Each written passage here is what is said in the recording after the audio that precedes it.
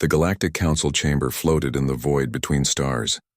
A massive structure of crystal and metal that had witnessed 10,000 years of decisions. Inside its walls, representatives from 47 different species sat in their designated sections, their various forms creating a strange rainbow of galactic life. Some breathed oxygen, others methane. Some had scales, others had fur or skin or something else entirely. But they all shared one thing in common. They believed they were superior to the humans. Ambassador Thelnzar of the Karathi Empire stood at the central podium, his forearms gesturing gracefully as he spoke. His species had been part of the council for 6,000 years, and he carried himself with the confidence of ancient authority. Today he was presenting Edict 7741, and he expected no resistance. "The matter before us is simple," Thelnzar announced, his translator converting his clicking speech into the common tongue. "The Vrex Empire requires expansion space. They have identified 23 worlds currently occupied by human colonists. These worlds lie in territory that was promised to the Vrex 300 years ago, before the humans even knew we existed." In the human section, Ambassador Sarah Chen sat perfectly still. She was a small woman by human standards, barely 5 feet tall, with gray hair pulled back in a tight bun. She had served Earth for 30 years and she had learned to hide her emotions well, but inside, her stomach twisted with growing dread. "The humans have been granted provisional membership in our council," Thelnzar continued. "This is an honor we have given them despite their primitive technology and short history in space. They have been traveling between stars for only 200 years. Many species in this chamber have been doing so for millennia. There were murmurs of agreement throughout the chamber. The humans were newcomers and everyone knew it. Therefore, we propose that the human colonists on these 23 worlds be relocated. They will be given 6 months to evacuate. The Virex Empire will compensate them fairly for any permanent structures they leave behind. This is more than generous considering their provisional status." Ambassador Chen raised her hand requesting permission to speak. Thelnzar looked at her with barely concealed annoyance but nodded. "Those 23 worlds are home to 4 billion human beings," Chen said, her voice steady. "They were born there. Their grandparents were born there. These are not temporary settlements. These are our homes. Homes that exist on territory that was not yours to claim," Thelnzar replied smoothly. "Your species was unaware of the Council's prior agreements when you settled those worlds. We understand this. That is why we are offering compensation in time to relocate. Many species would simply remove you by force." "Where are we supposed to relocate 4 billion people?" Chen asked. "Earth is already crowded. Our other colonies cannot absorb that many refugees." "That is a human problem, not a council problem," Thelnzar said. His tone suggested the discussion was over. "The Vrex need those worlds. They are an established civilization with full council status. Your species should be grateful we allow you to exist in our galaxy at all." Chen felt her face grow hot, but she kept her voice calm. "I request a formal vote be delayed until Earth's government can present a full response." "Denied," Thelnzar said. "This is not a negotiation. The Vrex claim to those worlds predates your species' arrival in this galaxy. The vote will proceed now." Ambassador Chen watched as the vote was called. One by one, the species voted.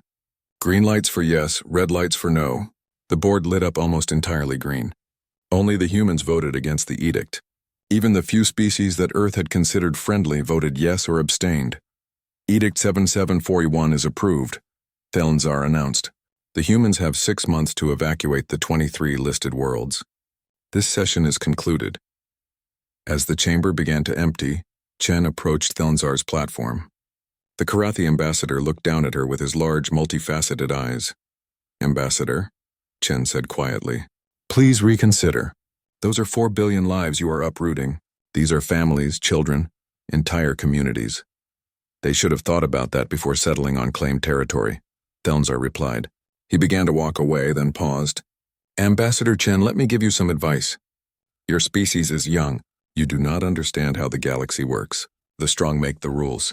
The weak follow them. This is how it has always been, and this is how it will always be. Humanity would do well to learn its place." "And where is our place?" Chen asked. "Wherever we allow it to be," Thelnzar said simply. Then he turned and left. Ambassador Chen stood alone in the emptying chamber for a long moment. Then she activated her communicator and contacted Earth. The response from the United Earth government came 3 weeks later. Chen had to deliver it to the council during their regular session. She stood at the same podium where Thelnzar had announced the edict, and she held a simple data tablet in her hand. The United Earth government has reviewed Edict 7741, Chen announced. I have been instructed to deliver our official response. The chamber quieted. Thelnzar watched from his section with mild interest. He expected groveling or perhaps a request for more time. Our response is as follows, Chen said. She looked down at the tablet, then looked back up at the assembled species. No. Silence filled the chamber. It lasted for several long seconds. I beg your pardon, Thelnzar finally said. No, Chen repeated. We will not evacuate those worlds. They are ours. We will not abandon 4 billion of our people because you demand it. The chamber erupted in shocked chattering. Species were communicating with each other in dozens of languages, their translators struggling to keep up. Ambassador Chen, Thelnzar said, his voice sharp. Perhaps you do not understand. This is not a request. This is a council edict. No species has ever refused to comply with an edict. Then we are the first, Chen said. You cannot be serious, Thelnzar said. Your entire fleet consists of barely 300 warships. Your technology is centuries behind most species in this chamber. You have been in space for only 200 years. Do you truly believe you can stand against the entire council? We do not need to stand against the entire council, Chen replied. We only need to stand for our people. Those colonies will not be evacuated. If the Vrex want those worlds, they will have to take them by force, and we will make them pay for every inch of ground. This is madness, another ambassador called out. This is suicide, said another. Chen looked around the chamber at all the species that had dismissed humanity, that had voted to uproot billions of lives without a second thought. Perhaps it is, Chen said, but it is our decision to make. Tell the Vrex that if they want those worlds, they should come and take them. We will be waiting. She left the chamber without waiting to be dismissed. Behind her, the council erupted into chaos. In 10,000 years of rule, no species had ever simply said no to their authority. They did not know how to respond, but they would learn, and so would the Vrex Empire. They would all learn what happened when you pushed humanity too far. They would learn that humans did not surrender just because someone told them to. They would learn that 4 billion lives were worth fighting for, even against impossible odds. They would learn these lessons in fire and blood and determination, but by the time they understood, it would already be too late to avoid the consequences. The war was coming. And the galaxy was not ready for the way humans fought. Commander Zalthus of the Vrex Empire watched the small blue and green planet growing larger in his view screen. New Harmony, the humans called it. A colony world with 300 million inhabitants, farms and factories, cities and spaceports. In 6 hours it would be empty or it would be dust. Status report, Zalthus commanded, his scaled hands gripping the command chair arms. 300 warships in formation. Commander, his tactical officer reported. All weapons charged. Defense satellites detected around the planet, but their technology is primitive. Our shields should hold easily against anything they can produce. Zalthus nodded. He had been fighting wars for 40 years and he had never lost a battle. The humans were brave to defy the council. He would give them that. But bravery without power was just stupidity wearing a different name. Open a communication channel to the planet, Zalthus ordered. The view screen changed to show a human woman in a military uniform. She appeared young by human standards with dark skin and tired eyes. Her rank insignia identified her as Colonial Governor Maria Santos. This is Commander Zalthus of the Vrex Imperial Fleet, he announced. You have refused to comply with Council Edict 7741. This is your final opportunity to evacuate peacefully. You have 1 hour to begin loading your transport ships. After that, we will commence bombardment of all military installations. If you continue to resist, we will target civilian areas as well. Governor Santos stared at him for a long moment. Then she smiled. It was not a happy smile. Commander Zalthus, this is Governor Santos. I want to make sure I understand you correctly. You are threatening to kill 300 million civilians, including children, because we refuse to abandon our homes. If necessary, yes, Zalthus replied. But I would prefer to avoid unnecessary death. Evacuate now and no one needs to die.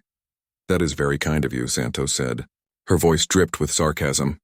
Unfortunately, I have a message from my people. They say they would rather die on their feet than live on their knees. So, Commander, if you want this planet, you will have to take it from us, and I promise you we will make you bleed for it. You have 1 hour, Zalthus repeated and cut the communication. He sat back in his chair, annoyed, but not concerned. Humans were emotional creatures. They made threats they could not back up. His fleet would crush them and the other colonies would see reason. 58 minutes later, the governor opened a channel again. Commander Zalthus, your hour is up. I have one question before we begin. Have you ever heard of the Battle of Thermopylae? No? Perhaps you should have studied human history. You might have learned something useful. Then the defense platforms opened fire. The first salvo caught the Vrex fleet by surprise.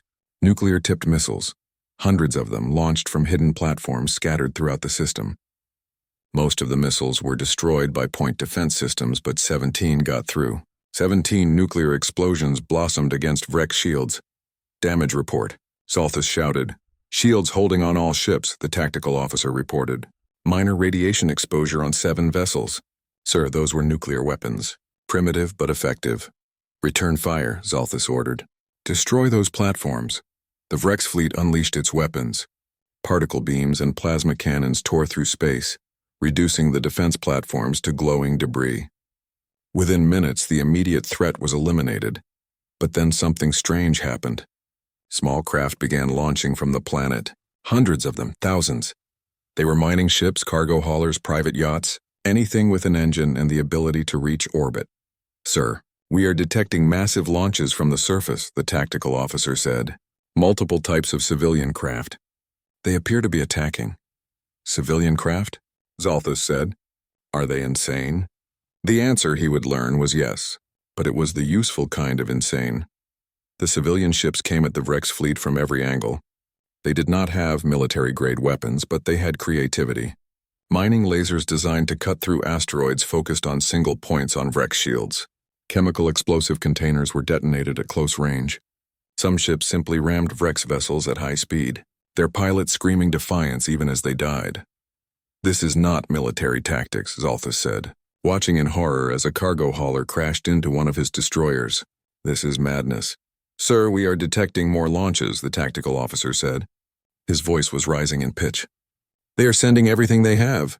Women and children are piloting some of these craft. Zalthus felt something cold settle in his stomach. He had fought warriors before. He had faced soldiers who knew they were going to die. But he had never faced an entire population that had decided death was preferable to surrender. The battle lasted 14 hours. The humans employed every dirty trick they could imagine. They hacked Vrex communications, broadcasting fake orders. They detonated nuclear mines hidden in debris fields. They used their own destroyed ships as weapons, directing them on collision courses with Vrex vessels. They fought without honor, without mercy, and without any regard for the rules of civilized warfare. By the time Zalthus ordered the retreat, he had lost 73 ships. 73. Against a colony that should not have been able to destroy even one of his vessels. Commander, we should regroup and return with more force, his second-in-command suggested. Zalthus looked at the planet on his view screen. It was scarred now, with fires burning on the surface where his bombardment had struck, but it was still inhabited, still defiant. Send a message to Fleet Command, Zalthus said quietly. Tell them we need reinforcements. Many reinforcements. And tell them the humans are not what we thought they were. As the Vrex fleet retreated, Governor Santos stood in the ruins of her command center. Half her city was burning. 50 million people were dead, but the planet was still theirs. Governor, we are receiving communications from the other colonies, her aide said. They want to know what to expect. Tell them the Vrex will come back, Santos said. Tell them to prepare. Tell them this is going to be a long war. Will we win? The aide asked. Santos looked out at her burning city and thought about the pilots who had died ramming Vrex warships. She thought about the miners who had turned their tools into weapons. She thought about the grandmother she had seen loading a rifle before going to defend her neighborhood. I do not know if we will win, Santos said, but I know we will not lose. There is a difference. The news of the battle spread across the galaxy like wildfire. The Vrex Empire, one of the most powerful military forces in the Council, had been defeated by humans. Primitive, young, technologically inferior humans. In the council chamber, Thelnzar watched the battle reports with growing unease. He had expected the humans to fight. He had expected them to lose quickly and accept the inevitable. But they had not lost. They had won, at terrible cost, but they had won. This changes nothing, the Vrex ambassador declared. We will send more ships. We will overwhelm them with numbers. These humans got lucky, nothing more. But Thelnzar was not so sure. He had watched the footage of civilian ships ramming military vessels. He had listened to the last words of human pilots who had chosen to die rather than surrender. He had seen something in those actions that disturbed him. The humans were not fighting like any species he had ever seen. They were not fighting for victory. They were fighting for the right to fight. They were fighting because surrender was unthinkable to them. Perhaps we should reconsider, Thelnzar suggested carefully. The humans have proven they will resist. Perhaps a diplomatic solution. Absolutely not, the Vrex ambassador snapped. We will not negotiate with provisional members who defy council edicts. We will crush them. 3 council species have already pledged their fleets to this effort. We will send 2,000 warships to the human colonies. We will end this rebellion before it spreads. Thelnzar said nothing more, but in his mind he kept seeing that footage, kept hearing those pilots screaming as they died, kept wondering what kind of species produced such individuals. He would find out soon enough. They all would. The galaxy was about to learn a lesson that humanity had learned long ago. In countless wars fought among themselves, sometimes, the only thing more dangerous than an enemy who wants to win is an enemy who refuses to lose. General Krathnor of the Pelthian Armada had fought in 17 wars across his long lifetime. He had conquered 12 systems and pacified countless rebellions. He knew war like humans knew breathing. But 3 months into the campaign against the human colonies, he was beginning to realize that he knew nothing at all. Report, he commanded, his tentacles gripping the edges of his command station. The 7th Fleet encountered another trap near the New Shanghai system, his intelligence officer reported. A derelict human vessel sent out distress signals. When our ships approached to investigate, it detonated. Nuclear device hidden in the reactor core. We lost 11 ships. That is the 4th time this week, Krathnor said. Order all vessels to ignore human distress signals. Yes, General. However, there is a complication. Yesterday, 3 human transport ships genuinely did suffer reactor failures. They sent distress signals. Our ships ignored them, following standard protocol. All 3 transports were carrying civilian refugees, mostly children. They died when their life support failed. That is not our problem, Krathnor said, but he felt a twinge of discomfort. They use their own civilians as weapons. They hide bombs in rescue ships. They pretend to surrender and then attack. These humans have no honor. General, we are also experiencing significant losses to cyber attacks, the intelligence officer continued. The humans have somehow penetrated our communication networks. They are sending false orders, altering navigation data, even taking control of some automated systems. How is that possible? Krathnor demanded. Our systems are military-grade, encrypted with quantum algorithms that should be unbreakable. Should be, sir. The humans apparently do not care what should be possible. They break our codes anyway. Krathnor looked at the tactical display showing the 23 human colony worlds. His forces, combined with the Vrex and the 3rd Council species, the Zan Collective, had so far managed to blockade or invade 12 of them. But each victory came at enormous cost. The humans did not fight pitched battles. They did not defend territory in the traditional sense. They fought like nothing he had ever encountered. On the ground, human soldiers used guerrilla tactics that were considered dishonorable by every civilized species. They hid among civilians. They pretended to surrender and then detonated explosives. They poisoned water supplies. They rigged entire city blocks to explode. They fought without uniforms, without ranks, without any structure that made sense to a military mind. In space, it was even worse. Human ships would flee, leading Council forces into minefields. They would fake surrender signals, then fire on ships that approached to accept the surrender. They would transmit footage of dead Council soldiers to demoralize enemy crews. They would hack into Council networks and broadcast propaganda, or simply play disturbing sounds and images. General, we are receiving a transmission from Admiral Zelthar's fleet at New Beijing, the communications officer said. They have successfully invaded the planet. The human forces have surrendered. Admiral Zelthar is requesting permission to establish occupation headquarters. Finally, Krathnor thought. Some good news. Permission granted, Crathnor said. Tell the Admiral to be cautious. The humans are fond of traps, yes, sir. The Admiral reports that his forces have secured all major population centers. The human military commander has formally surrendered all weapons. They appear to be complying with occupation protocols. Crathnor did not trust it. In 3 months of war, the humans had never simply surrendered. They fought until they died or until they could not fight anymore. Something was wrong. Tell Admiral Zelthar to evacuate his ground forces immediately, Crathnor ordered. Something is not right. Sir? Do it now! The communications officer began transmitting the order, but he never finished. On New Beijing, Admiral Zelthar stood in the capital city, watching his soldiers march through the streets. The humans watched them pass with blank expressions. There was no cheering, no celebrating, just silence. It made him uncomfortable. Admiral, we are receiving an urgent order from General Crathnor, his aide said. He is ordering immediate evacuation of all ground forces. Why? Zelthar asked. He did not say, sir, but the order is marked Priority 1. Zelthar was about to respond when the human military commander approached him. Colonel Park was a small woman with gray hair and a scarred face. She had fought until her ammunition ran out, and then she had surrendered as the rules of war required. Admiral, Park said quietly, I need you to listen carefully. You need to evacuate your forces from this planet. You need to do it now, and you need to get your ships out of orbit. Is that a threat, Colonel?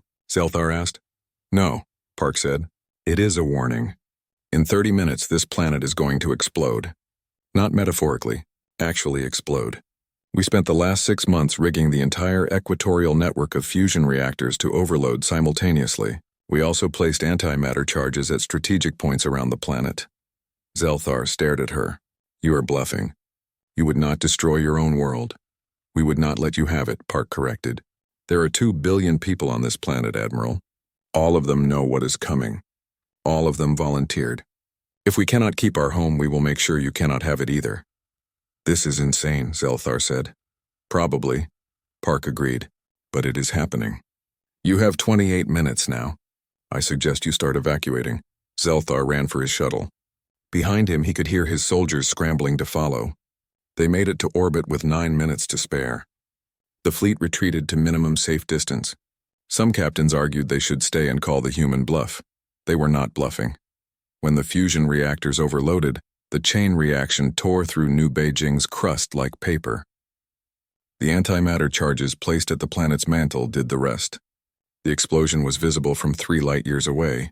2 billion humans died. 400 council ships, those that had not retreated fast enough, were destroyed. The entire Vrex Expeditionary Command Center, which had been too slow to evacuate, was vaporized. In his command ship, Crathnor watched the world die and felt something he had not felt in 17 wars. He felt fear. Get me a channel to all human colonies, he ordered. When the channel opened, he spoke to every human in the combat zone. This is General Crathnor. We are willing to negotiate a ceasefire. Respond if you are receiving this transmission. The response came from Admiral Jackson Chen, commander of the Human Defensive Fleet. His voice was tired but firm. General, we have no interest in a ceasefire. You came to take our homes. We will defend them. If that means dying, we will die. If that means taking you with us, we will take you with us. You cannot negotiate with people who have already accepted death. You can only leave us alone or join us in the grave. You destroyed an entire world, Crathnor said. Your own world? How can you justify such an act? We do not need to justify it to you, Chen replied. We only need to make sure you understand. Every world you invade, we will destroy. Every victory you claim, we will make so expensive that you wish you had never come. You cannot win this war, General. You can only decide how many of your people you want to sacrifice before you admit that. The transmission ended. In the council chamber, Thelnzar watched the footage of New Beijing's destruction. Around him, representatives from 47 species sat in stunned silence. They had all seen the recordings. They had all heard Admiral Chen's words. They destroyed their own planet, the Vrex ambassador said. His voice shook. 2 billion of their own people. What kind of species does that? Thelnzar thought about human history. He had been studying it lately, trying to understand these strange creatures.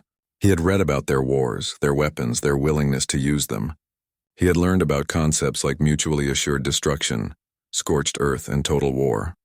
A desperate species, Thelnzar said quietly, or perhaps just a determined one. They are telling us that they will not surrender, not ever, not even if it cost them everything. Then they are mad, the Vrex ambassador said. Perhaps, Thelnzar agreed. But madness with determination is more dangerous than sanity with doubt. We have been fighting this war for 3 months. We have lost thousands of ships and tens of thousands of soldiers, and we have only managed to occupy or destroy 12 of their 23 colonies. At this rate, the war will last for years, and every day they find new ways to hurt us. What are you suggesting? Another ambassador asked. I am suggesting that we reconsider our position, Thelnzar said. I am suggesting that perhaps the cost of enforcing this edict is higher than the value of the territory we are fighting for. We cannot back down now, the Vrex ambassador protested. We would lose face. The other species would see us as weak. They already see us as weak, Thelnzar said. We are a council of 47 species, and we cannot defeat one primitive race without sacrificing thousands of lives and trillions in resources. That is not strength. That is just stubbornness. The debate continued, but Thelnzar knew it would change nothing. The war would go on. The humans would continue to fight. And more worlds would burn before it was over. He just hoped that when the end came, there would be a galaxy left to rule. 18 months. That was how long the war had been going when Admiral Yuki Chen received the final orders from Earth Command. She sat in her quarters on the flagship Defiance, reading the message 3 times to make sure she understood correctly. Then she smiled. It was a cold smile, the kind that came from knowing you were about to do something that would change history. All senior staff to the briefing room, she ordered through the ship's communication system. Immediately. 20 minutes later, she stood before her officers and explained the plan. When she finished, there was silence. Then her tactical officer, Commander Williams, spoke. Admiral, with respect, this is insane. It is, Chen agreed. But it is also our best chance to end this war. The Council thinks they can outlast us. They think they can sacrifice enough ships and soldiers until we finally break. We need to show them they are wrong. If this does not work, Williams began. If this does not work, we die, Chen interrupted. But we were going to die anyway. At least this way we might save what is left of our colonies. The fleet moved out 3 hours later. 78 ships, all that remained of Earth's deep space fleet after 18 months of brutal warfare. They traveled through hyperspace lanes that should have been monitored by Council forces, but Chen had arranged for a distraction. While her fleet moved, human guerrilla forces launched simultaneous attacks on 12 different Council outposts across the galaxy. When Chen's fleet emerged from hyperspace, they were in orbit around Zentara Prime, the Council's capital world, home to 15 billion beings from various species, the center of galactic government for 10,000 years. Open a communication channel, Chen ordered, broadcasting on all frequencies. The Council chamber erupted into chaos when the human fleet appeared on their sensors. Alarms blared. Defense forces scrambled. Delegates shouted over each other in 36 languages. Silence, Thelnzar roared, his voice cutting through the noise. Someone explained to me how a human fleet just appeared in our home system. They must have used the war as a distraction, a military advisor said. While we were focused on the colonies, they slipped past our defenses. What are their demands? Thelnzar asked. We are receiving a transmission now, a communications officer reported. Patching it through. Admiral Chen's face appeared on the main display. She looked tired, with dark circles under her eyes and new gray in her hair. But her voice was steady. Members of the Galactic Council, this is Admiral Yuki Chen of the United Earth Forces. 18 months ago, you issued an edict demanding we abandon 23 of our colony worlds. We refused. You sent your fleets to force us to comply. We resisted. In the fighting, 12 of our worlds have been destroyed, some by your forces, some by our own hands. 4 billion of our people are dead. Thelnzar leaned forward in his seat. Admiral, if you have come to negotiate terms of surrender, I have not, Chen interrupted. I have come to deliver an ultimatum. You wanted to see what humanity looks like when we are trying to be civilized. You have seen it. We have followed your rules of war, more or less. We have tried to minimize civilian casualties when possible. We have adhered to most treaties and conventions. You are about to see what we look like when we stop trying to be civilized. Are you threatening us? The Vrex ambassador demanded. I am informing you, Chen said. My fleet is currently in orbit around your capital world. But we are not here to attack. We do not have the firepower to threaten a planet with 15 billion inhabitants and extensive defense systems. We are simply here to deliver a message in person, so there can be no misunderstanding. Then deliver your message and leave, Thelnzar said. For the past 150 years, humanity has been building something at the edge of our solar system, Chen said. We call it Project Sundial. It is a network of relativistic kinetic weapons, each about the size of a small shuttle, designed to accelerate to 0.9 the speed of light. Thelnzar felt his blood go cold. Relativistic weapons? Yes, Chen confirmed. At that speed, even a small object carries enormous energy. We have manufactured 256 of these weapons. Each one is aimed at a council homeworld. Each one has been accelerating for the past 18 months since the moment you attacked our colonies. This is a bluff, the Virex ambassador said. You cannot have built such weapons. I have transmitted the coordinates and projected trajectories of all weapons to your military command, Chen said. Your sensors will confirm their existence. You have 72 hours before the first wave reaches your worlds. At 0.9 light speed, there is no defense. No shield strong enough, no weapon fast enough to intercept. When those projectiles hit, they will release energy equivalent to multiple nuclear weapons. Your homeworlds will burn. The council chamber was utterly silent now. Every representative was looking at their personal displays, checking the data Chen had sent. Thelnzar pulled up the information on his own screen and felt his foreheart sink. The trajectories were real. The weapons were there exactly where Chen said they would be. You are insane, Thelnzar whispered. You would destroy 47 worlds? Kill trillions? We would not want to, Chen said. But you need to understand something about humanity. We tried being reasonable. We tried negotiating. We tried following your rules. You dismissed us. You called us primitive. You told us our lives meant nothing compared to your established civilizations. So now we are showing you what happens when you push us too far. This is genocide, someone shouted. This is mutually assured destruction, Chen corrected. You forced us to choose between surrender and extinction. We chose a third option. If we cannot survive, then we will make sure you understand the cost of destroying us. 72 hours. That is all the time you have to decide.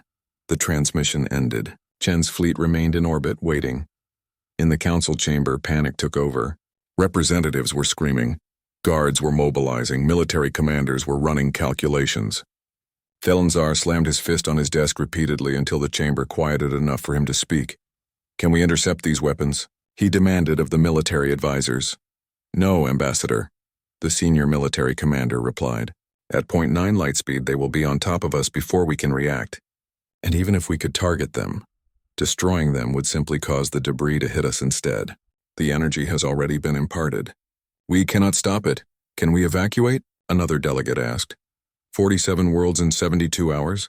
Impossible. We would save perhaps a few million at most.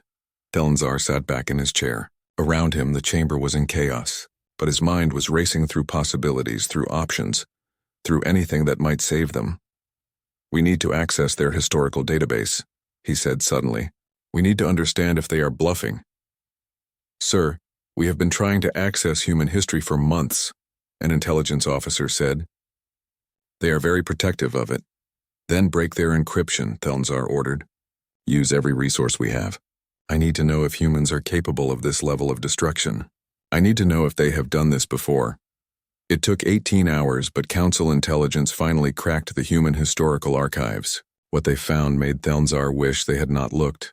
World War I, World War II, the Holocaust, Hiroshima, Nagasaki, the Cold War, mutually assured destruction, genocides, nuclear standoffs, chemical weapons, biological weapons, species-wide near-extinction events caused by humans themselves. They have done this before, the intelligence officer reported, not to other species, to themselves.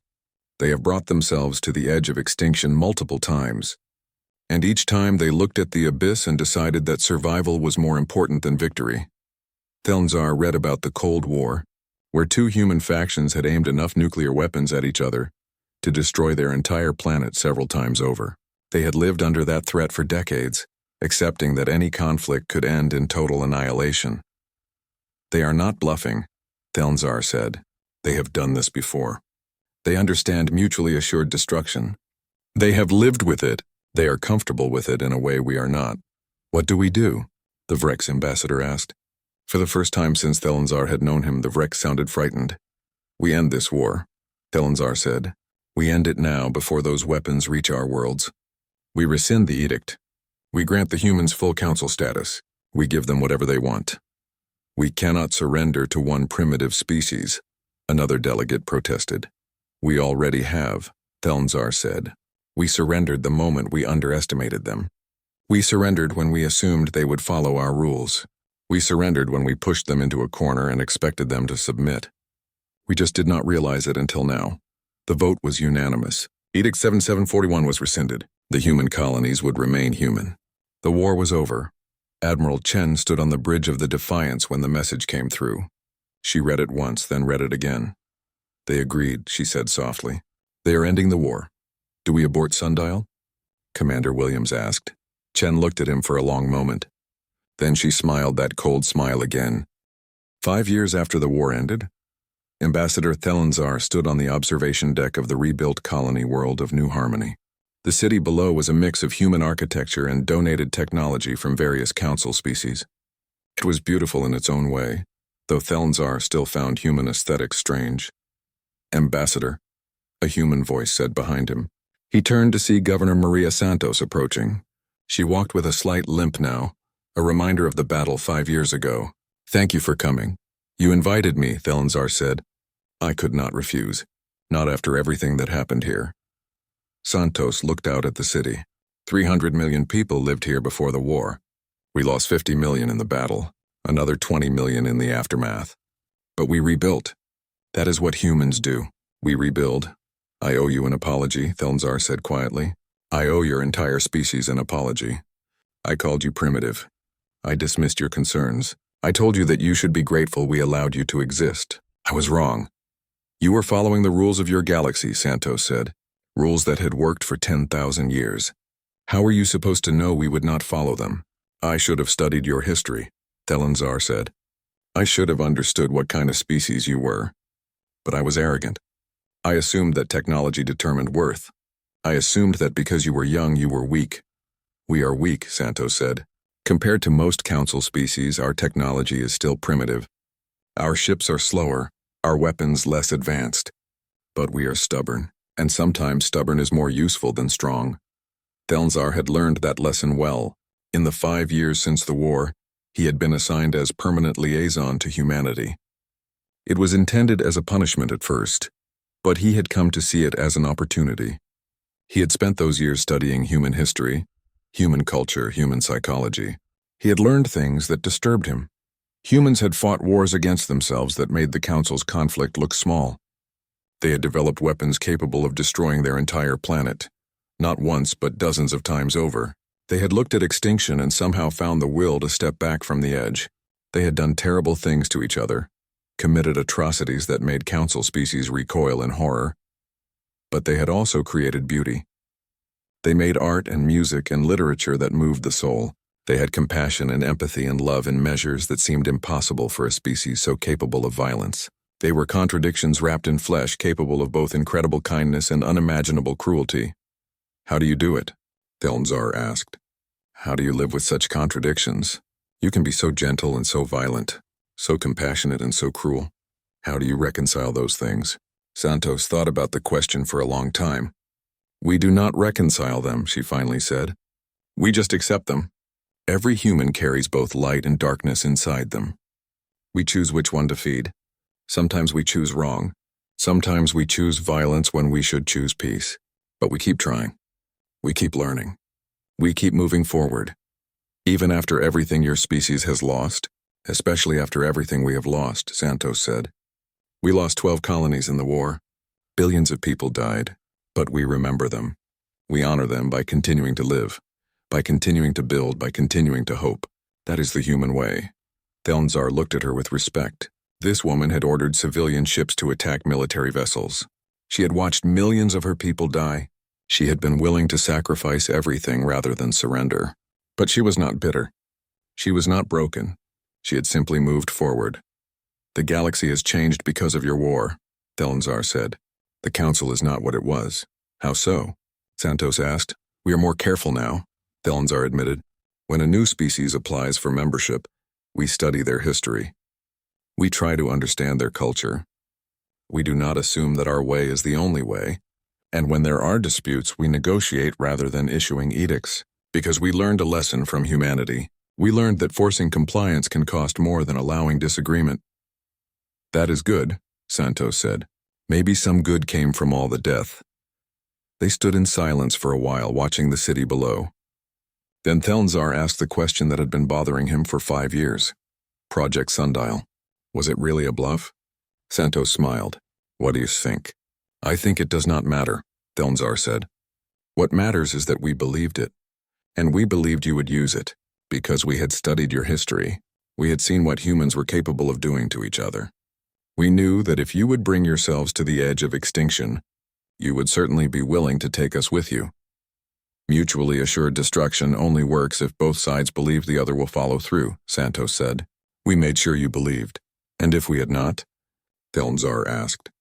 What if we had called your bluff? Santos looked at him with those tired eyes. Then we would have found another way. We would have fought until we could not fight anymore. We would have made you pay for every world you took. We would have turned the galaxy into such a nightmare that you would have eventually decided it was not worth it. One way or another, Ambassador, we would have survived. Because that is what humans do. We survive. Across the galaxy, humanity's reputation had grown into something almost mythical. When disputes arose between council members, the threat of human intervention was enough to bring parties to the negotiating table. Not because humans had the strongest fleet or the best technology, but because everyone knew what humans were capable of when pushed too far. The phrase, "do not make them angry," had become common wisdom among council species. Young aliens studied human history the way humans studied ancient warfare. Military academies taught classes on human tactics, human psychology, human determination. Some species feared humanity. Others respected them. Most felt a mixture of both. But all of them had learned the same lesson. Humans were not the strongest species in the galaxy, nor the smartest, nor the most advanced. But they were the most dangerous because they would burn everything down, including themselves, before they would submit. Admiral Yuki Chen retired from military service 3 years after the war ended. She gave a speech at the Space Academy, addressing the new generation of officers who would lead Earth's fleets. You have heard stories about the war, she told them. You have heard about the battles we won and the worlds we lost. You have heard about Project Sundial and how we bluffed our way to victory. But I want to tell you something those stories do not mention. The cadets leaned forward, eager to hear wisdom from the hero who had ended the war. War is not glorious, Chen said. It is not noble. It is not something to seek or celebrate. Every person who died in that war, human or alien, was someone's child, someone's parent, someone's friend. They had dreams and hopes and fears, and they died because we could not find a better way to resolve our differences. She paused, looking at the young faces before her. We won the war, but we did not win anything worth having. We kept our colonies, yes. We gained respect in the council, yes. But we paid for it with billions of lives. And if I could go back and find a way to avoid that war, I would do it in a heartbeat. A cadet raised her hand. Admiral, if you could go back, what would you do differently? I would have tried harder to make them understand before the fighting started, Chen said. I would have shown them our history, our determination, our willingness to fight. I would have made them realize that we could not be pushed around, not because we were strong, but because we were too stubborn to know when to quit. Maybe if they had understood that from the beginning, we could have avoided the war entirely. But what if talking had not worked? The cadet asked. What if war was inevitable? Chen was quiet for a long moment. Then I would have done exactly what I did. I would have fought with everything we had. I would have bluffed when we could not fight. I would have sacrificed whatever was necessary to protect our people, because that is the duty we accept when we put on this uniform. We protect humanity, whatever the cost. She looked at the cadets, these young men and women who would shape humanity's future. But I want you to remember something. The galaxy now knows what humanity is capable of. They know we will fight to the death rather than surrender. They know we will destroy our own worlds rather than let them be taken. They know we are capable of threatening total annihilation and following through. That reputation is a weapon, perhaps the most powerful weapon we have. But it is also a responsibility. What do you mean, Admiral? Another cadet asked. I mean that every time we threaten violence, the galaxy believes us, Chen explained. Every time we draw a line, they know we will defend it. That gives us power, but it also means we must be very careful about where we draw those lines. Because if we draw them carelessly, if we threaten violence over small things, we will lose our credibility. And if we lose our credibility, all the sacrifices of the war will have been for nothing. She straightened, looking at them with the stern expression that had terrified council representatives. So use the reputation we have built wisely. Let the galaxy know that humans are dangerous, yes. But also let them know that we are fair. Let them know that we will fight when we must. But we will also negotiate when we can. Let them know that we remember the cost of war. And we will not pay it again unless there is no other seeker.